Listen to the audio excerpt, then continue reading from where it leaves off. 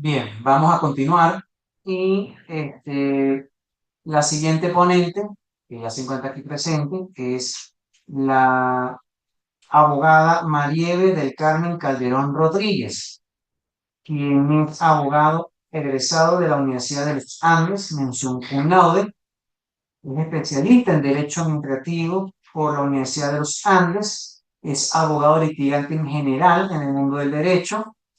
Es miembro del Servicio Jurídico de la Universidad de los Andes y, por supuesto, miembro del grupo investigativo Robert Bonmont.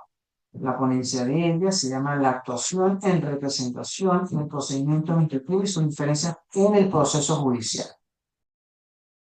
Bienvenida a usted. Muchas gracias. ¿Tiene un aplauso?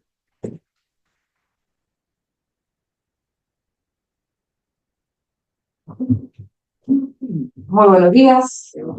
Para que un poquito. Bueno, siempre la tecnología nos arropa, por eso volvemos a capela a veces, ¿no? Con términos hídricos, cuando no se tiene el acompañamiento musical, nos vamos a capela, solamente con la voz. Sin embargo, pues logramos superar un poquito el inconveniente tecnológico.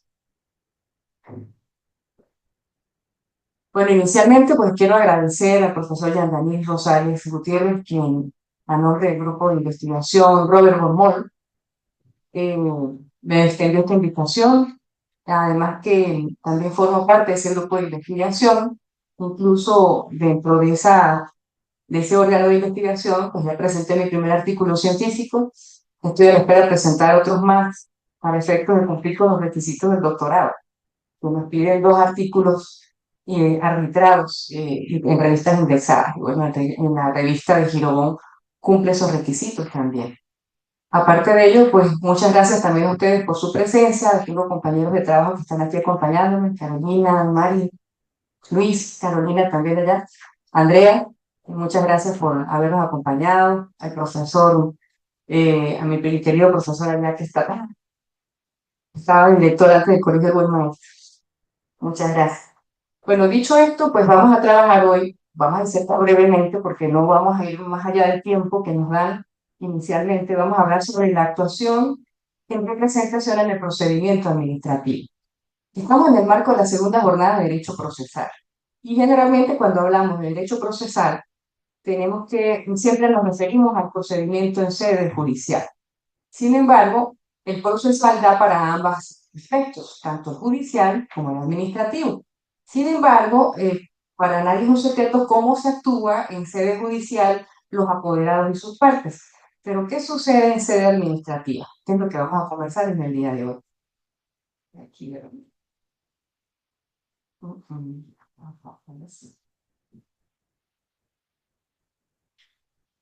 Pero antes quisiera, antes de entrar en materia, referirles a ustedes, pues precisamente una experiencia, no fue una anécdota, porque no fue nada gracioso, fue bastante desagradable, por eso fue una experiencia, pero siempre vamos a ver las cosas desde la perspectiva de vaso medio lleno a medio vacío. ¿Qué razón? Por razones del ejercicio profesional, las personas requieren de mi experiencia profesional para que les ejerza una defensa en la Contraloría del Estado de Mérida. Y efectivamente, cuando se consigna, está bien, cuando se consigna el escrito de alegatos en defensa, junto con las pruebas que se deben promover en el procedimiento, se consigna una carta poder. Inmediatamente, pues las representantes de la Contraloría del Estado bajan inmediatamente y preguntan dónde está el llamado a la investigación. Yo, esa persona no me acompañó. Presento carta poder. Es que esa persona tiene que estar presente. Yo, ¿por qué tiene que estar presente? Es que el Código de Procedimiento Civil dice que tiene que ser así. Obviamente yo le digo, pero nosotros estamos en sede administrativa, no estamos en sede judicial. Y obviamente las reglas son distintas. Y lamentablemente las funcionarias insistieron muchísimo en que tenía que estar presente. Obviamente, pues como todo abogado, tenemos que insistir en prevalecer los intereses de nuestros clientes. Y en ese caso, después de tanto argumentar y además que era el último día para presentar las pruebas y los alegatos, tuvieron que forzosamente aceptarme el escrito con la condición de que al día siguiente se presentara mi defendida, en ese caso, para que ratificara el documento y le tomaran las huellas digitales que ellas vieran que ella se llama así y que en su cédula se corresponde que es esa persona. Sin embargo, ellas presentaron muchas dudas a esas funcionarias y revisaron muchísimo más allá porque nadie les había reclamado al respecto. Y ahí sucede lo que estamos conversando en el día de hoy. Tenemos que siempre revisar las normas básicas que tutelan el ejercicio en la parte en la que estemos. Si estamos en sede judicial, si es sede civil, nos vamos a esta norma. Si estamos en sede administrativa, hay muchísimas normas, porque el derecho administrativo, a diferencia del derecho civil que se está codificado, el derecho administrativo no está codificado. El derecho administrativo es una legislación motorizada que requiere de una gran cantidad de normas para armonizarlas y en función de eso determinar el criterio por el cual se va a satisfacer el interés del usuario o también proteger el interés colectivo, que es lo que a fin de cuentas tutela el derecho administrativo. El interés o el orden público, como también se le llama, no solamente del Estado, sino de todos los intereses en general. Dicho esto, pues esa situación, esa experiencia, pues me trajo a reflexionar y a hablar sobre esto, que es lo que hemos traído en el día de hoy. Bueno, cuando Yandelis me plantea de que vamos a trabajar en el día de hoy, bueno, es preciso en materia de derecho procesal hablar cómo se actúa en representación en sede administrativa. Pero antes vamos a refrescar ciertos conceptos o ciertas consideraciones previas para tener, como quien dice, el contexto de la situación. ¿Qué se entiende por representación? Simplemente es la primera pregunta que traemos a colación. Y además de ello, que es actuar en representación. Entonces nos vamos, como nos dice el artículo 4 del Código Civil, a la literalidad de la norma. ¿Cómo se interpretan las normas? Bueno, lo que es el sentido literal de las mismas. Y nos vamos a los diccionarios especializados, una forma de aclarar para ubicarnos en el contexto. Bueno, es una situación en la que una persona realiza una actuación jurídica por cuenta y en nombre de otro. Esa es la versión básica. Por cuenta y en nombre de otro, no de mí mismo. Salvo que sea uno el investigado, o sea uno el demandante o sea uno el demandado. Y en sede administrativa sea el recurrente o recurrido, o el usuario afectado. De forma tal que los efectos jurídicos en la operación realizada recaen directamente en el representado, de igual manera que si este hubiese actuado de manera personal. Además de ello, pues este concepto básico, tenemos dos modalidades de representación, una que puede ser legal y la voluntaria. La legal, pues, la que se produce por la imposición de las normas. Pero, sin embargo, la que más nos llama la atención es la voluntaria. Es cuando yo decido escoger quién va a ser mi representante como tal para que defienda mis derechos e intereses. Obviamente, esa representación voluntaria es donde el interesado decide autorizar a otro para que en su nombre lo represente. Y obviamente, pues lo va a autorizar a través de un poder de representación o de apoderamiento, que es el nombre literal que establece la doctrina que ha estudiado esta materia. Y en virtud del cual, pues obviamente se otorga ese poder como tal. Tenemos también como regla general que debe constar de forma especial, que no debe constar de una forma especial, puede ser verbal, porque también en sede administrativa no estamos con los rigores del proceso civil o el proceso penal, que también es especialísimo en materia de otorgamiento de poderes. En materia administrativa también se prevé que puede otorgarse de manera verbal, es decir, que el usuario recurre a la sede administrativa ante la instancia donde se está ventilando el trámite que pretende llevar o hacer las defensas correspondientes y hacerse acompañar de su abogado. Pero ustedes saben que en la práctica, lamentablemente, eso no es así. Porque los funcionarios que van a alegar, no tenemos tiempo, estamos agobiados de trabajo, no tenemos muchas computadoras disponibles, una sola impresora, por lo tanto se recomienda ya llevarlo escrito. Pero no hay fórmulas sacramentales en lo que debe contener ese documento donde tú le otorgas poder o le das esa capacidad de representación en tu nombre a ese abogado en ejercicio. Y por supuesto, en ese documento, el interesado delimitará a dónde va a obrar en su nombre. Si va a disponer del derecho al litigio, si va a convenir, si va a transar, porque esas facultades sí tienen que estar de forma expresa en el documento respectivo.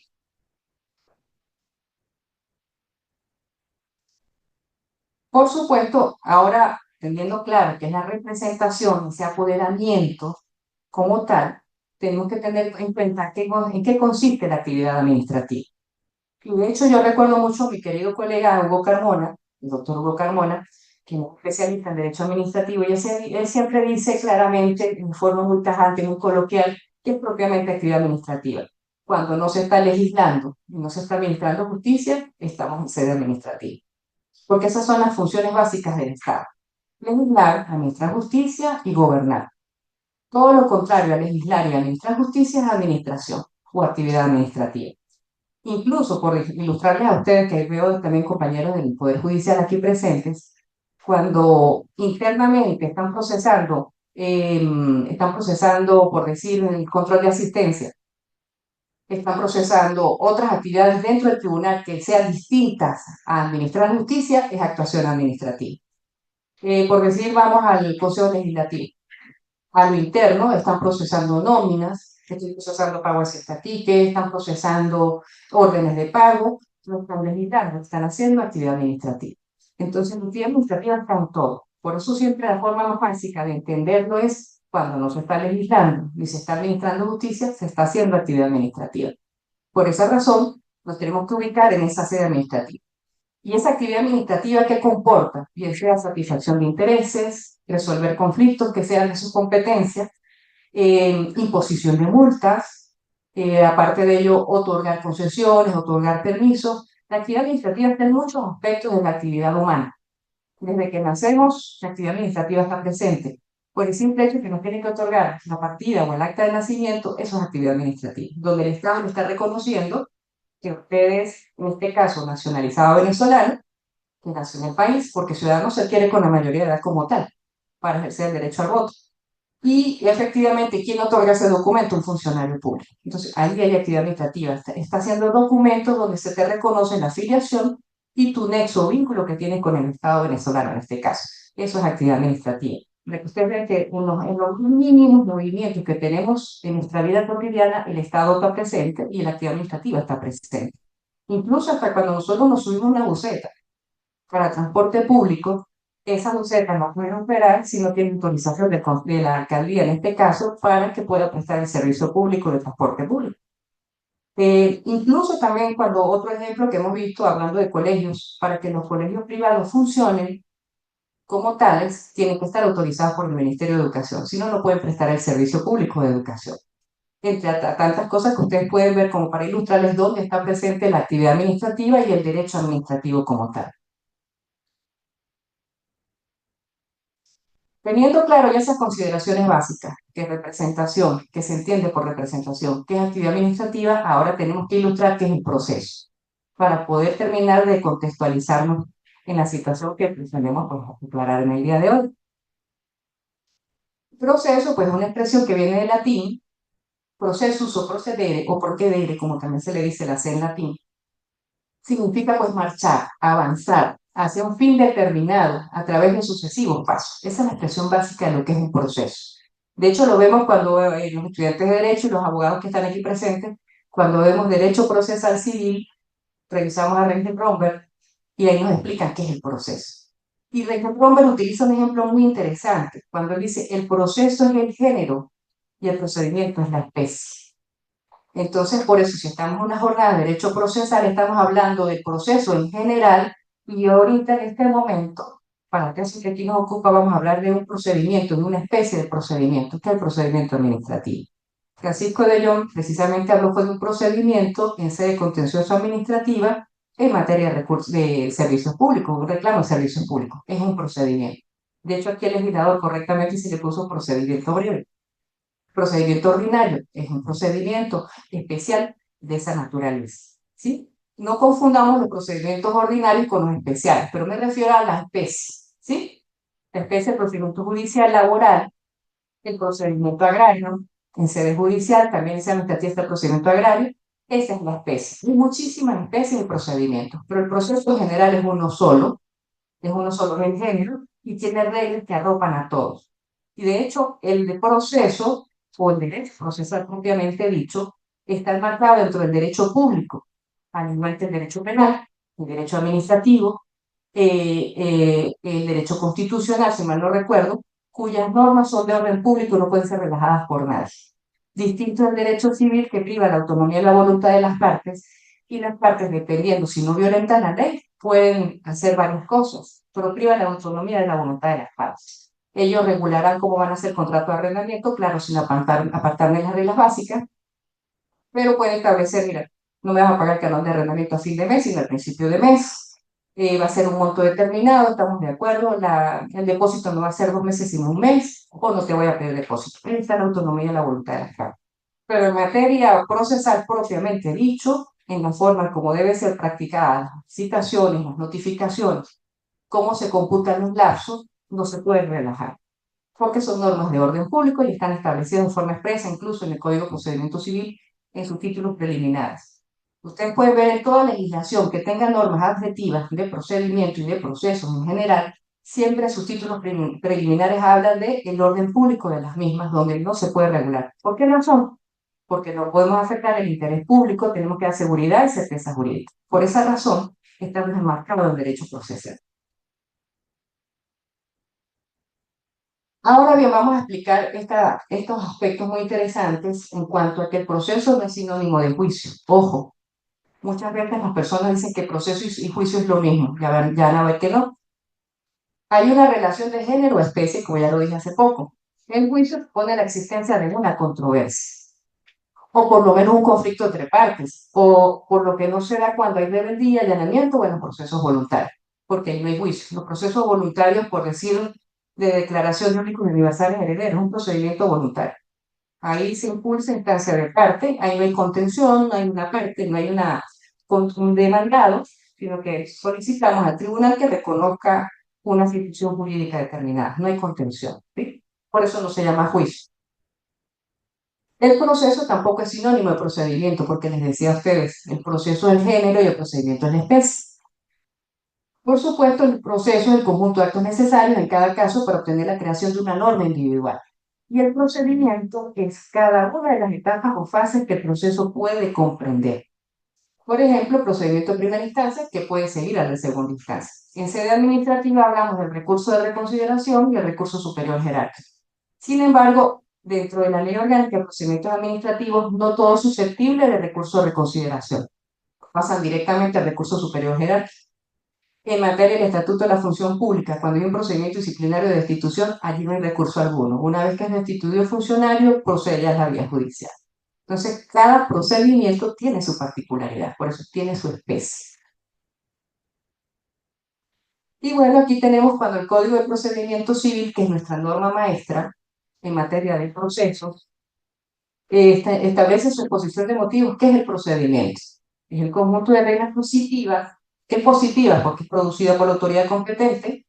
En este caso es la Asamblea Nacional, en su tiempo el Código de Procedimiento Civil que lo sancionó, el Congreso de la República en el año 1986, que determina el método o estilo propio para la actuación ante los tribunales. Mientras que el concepto de proceso o juicio, a pesar de todo, aquí el legislador le da cierta connotación, pero ya en la práctica ha habido muchas sentencias que dicen que no es lo mismo.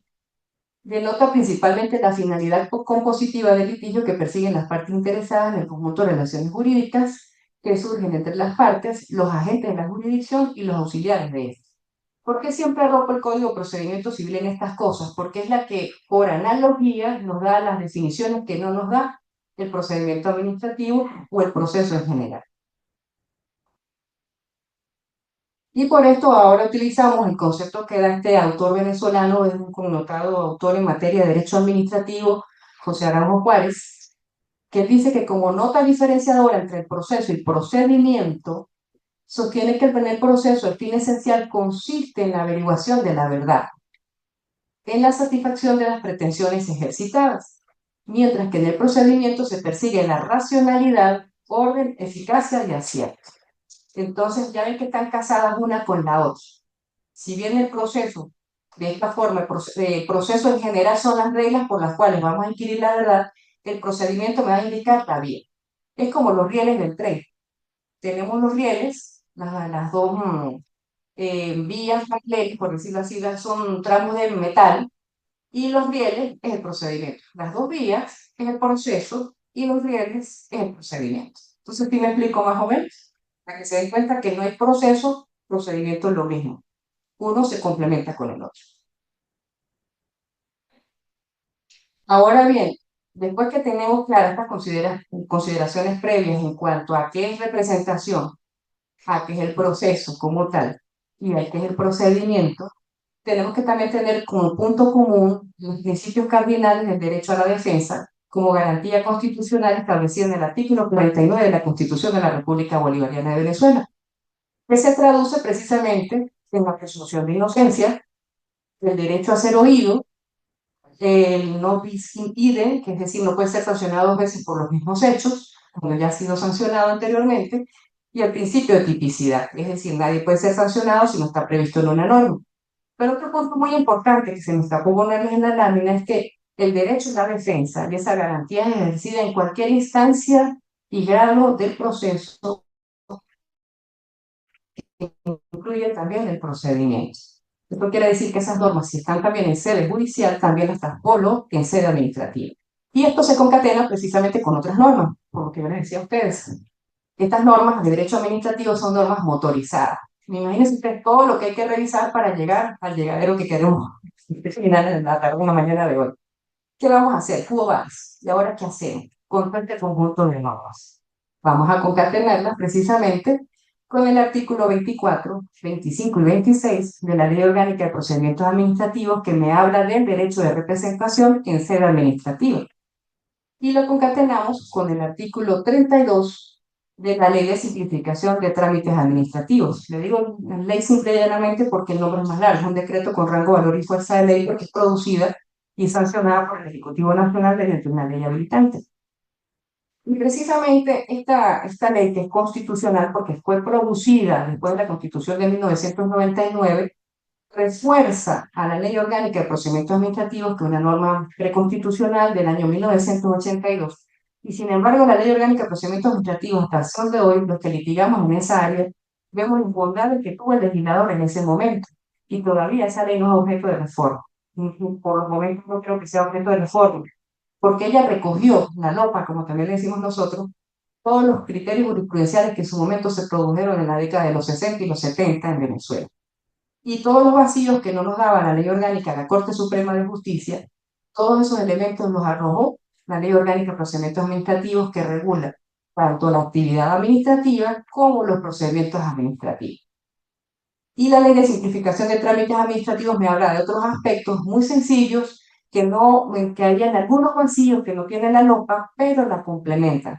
Entonces tenemos el artículo 32 que dice muy claramente: las personas interesadas en efectuar tramitaciones ante la administración pública podrán, es decir, que a su criterio viene la representación voluntaria que yo les dije al principio, podrán realizarlas de manera personal o en su defecto a través de representación acreditada mediante carta poder. Allí el legislador sí le dice propiamente el nombre que es, mediante carta poder. Ya antes le decíamos los abogados carta poder, pero la Ley Orgánica de Procedimientos Administrativos en su artículo 24 no dice carta poder, sino se acreditará la representación, pero no dice carta poder. En cambio, en esta ley del 2014, que es la más reciente en su reforma, habla propiamente del nombre que debe tener, carta poder, salvo en los casos establecidos expresamente por ley. De hecho, no dice que hay mayor solemnidad, sino un oficio normal y corriente o una carta. Yo, fulanito de tal, me identifico mediante el presente documento, otorgo poder o carta poder, en este caso, a fulanita de tal o a fulanito de tal, porque hay otro detalle. En materia de cartas poderes no se requiere que el apoderado sea abogado. Puede ser otra persona que no sea abogado, no tiene que ser necesariamente profesional, puede ser un bachiller y mayor de edad. Porque a veces el trámite, como lo define también el artículo 3 de la Ley de Simplificación de Trámites Administrativos, el trámite no solamente es hacer gestiones, también este legislador dice que trámite también se refiere a actuaciones y defensas. Entonces, allí no se requiere que sea abogado el que va a hacer tu representación. Sin embargo, es recomendable cuando el trámite es una actuación, por decir, ante la Contraloría del Estado por un procedimiento sancionatorio, o ante el municipio, por órgano de la alcaldía, un procedimiento sancionatorio porque levantaste una cerca sin permiso, sin pagar los monumentos por las tarifas de construcción. Obviamente se recomienda que sea un abogado porque el abogado tiene la pericia para ver cuáles son las fallas del procedimiento y cómo defender. Pero eso no quiere decir que en esa sede, en sede administrativa, se pueda utilizar a una persona distinta a un abogado. Pero la recomendación es recurran a un abogado. Distintos en materia judicial, donde precisamente para que la persona que obre en nombre de otro tiene que ser necesariamente abogado, no lo digo yo, en la ley de abogados y en el Código de Procedimiento Civil. Y también en el Código Orgánico Procesal Penal. Cuando se va a otorgar un poder especialísimo también, tiene que ser necesariamente el abogado. Si no, el tribunal lo desestima y va a haber falta de cualidad y no va a haber defensa. Sin embargo, ese de judicial, cuando el poder no es insuficiente, no se obstaculiza el derecho a la defensa. Si se sigue pues, aceptando la representación, si es atacada, pues ni modo, por la contraparte. No obstante, la persona que se está defendiendo puede convalidar en acto posterior que ese representado está obrando en su nombre, pero tiene que cumplir el proceso de convalidación. Por supuesto, como les decía a ustedes antes de pasar a la, ya estamos finalizando, los artículos 1684, 1685, 1686, el 1689 y 1692 del Código Civil me hablan del mandato, del contrato de mandato, donde se establece precisamente cuáles son los deberes y los derechos que tiene la persona que va a obrar en tu nombre, de rendir cuentas, de participar en todas las actuaciones que tienen que cumplirse, y esas normas pues las armonizamos con las normas adjetivas que están establecidas en el Código de Procedimiento Civil, tanto el 153 y 154. Porque en cierto modo, el Código de Procedimiento Civil dice muy claramente que el poder se presume para todas las instancias del procedimiento, tanto ordinario como extraordinario. No obstante, para disponer del derecho al litigio, para transar, para convenir, y entre otros aspectos que lo dice aquí el Código de Procedimiento Civil, tiene que ser de forma expresa manifestada en el documento respectivo. Si no, no se puede disponer del derecho al litigio. En esas mismas reglas, pues las vamos a transponer por analogía a la Carta Poder en sede administrativa. No es que no se pueda, sí se puede. Eso lo que hace es redundar. Y el derecho lo que redunda no está de más confía. Y de hecho, la recomendación en las cartas poderes, cuando son abogados, pues les recomiendo que le agreguen este fundamento jurídico que les acabo de citar, pues para darle mayor fuerza a su representación y poder combatir ante una Contraloría municipal o ante otro órgano distinto y decir, mire, la norma me lo habilita para hacerlo. Por supuesto, no podemos olvidar que todo este compendio de normas que les acabo de mencionar están enmarcadas dentro del artículo 137 y 141 del texto constitucional. ¿Por qué razón? El 137 nos habla del principio de competencia y de legalidad administrativa. ¿En qué sentido? Que ese funcionario que va a recibir la carta a poder no puede negarle a esa persona que se defienda y tiene que obrar dentro de sus competencias para recibir los documentos respectivos. Y el 141 me establece un principio cardinal por el cual desde 1999 en adelante la administración pública está al servicio de los administrados, no al revés. Si la administración se equivocó en tal o cual trámite, tiene que resolver la administración, no el administrado. Es decir, que la administración tiene que buscar la forma y la manera para que esa persona se defienda o la forma y la manera para que esa persona logre presentar su trámite y sea resuelta la situación que está presentando en la administración pública en cualquiera de sus niveles.